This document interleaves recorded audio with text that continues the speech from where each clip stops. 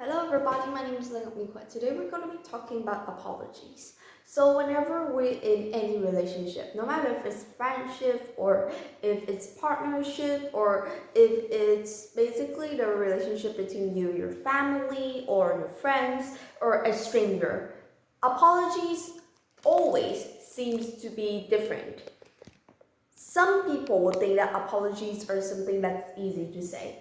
Some people would think that's it's very hard to say an apology. So what is it actually? Apology is a sentence or a word that usually comes with an action of you saying it after you did something wrong. It could maybe be very different ways. To some person, an apology could be just a quick word of saying I'm sorry and that I will fix that later. I will not do that again. But to some people, apologies is way more than just that. They want to say sorry while fixing their fault. And to some people, apology is a very hard word to say. Some people might think that apologies values are very low, but some will think that its value is very high and that it really wants to be like cared for.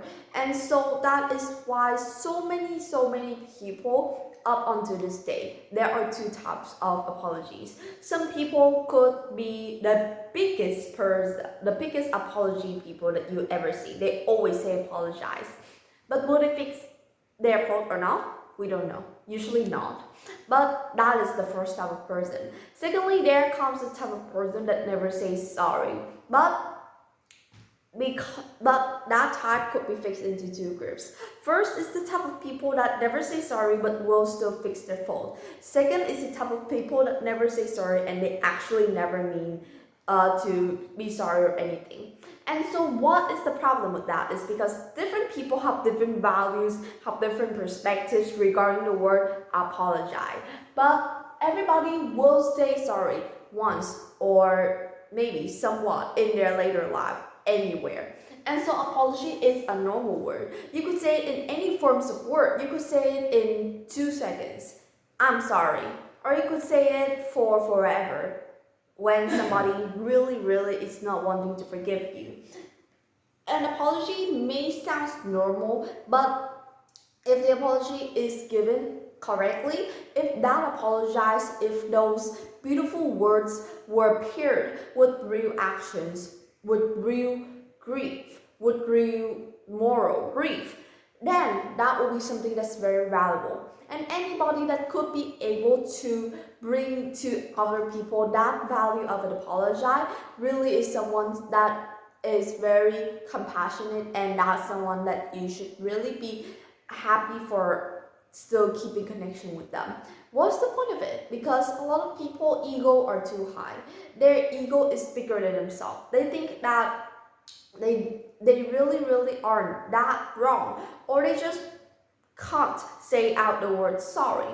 And so it's not 100% their fault because there's a lot of things regarding physiology. Some people could be a psychopath or a narcissistic, but some people could actually be loving you or be caring for you so much, and that they're scared that when they say out the word sorry and they're not able to fulfill that sorry, then that will eventually lead out to situations where it will hurt you at the end of the day. And so that's why apology is so important, because first you need to be able to educate each individual the really deep meaning of an apology.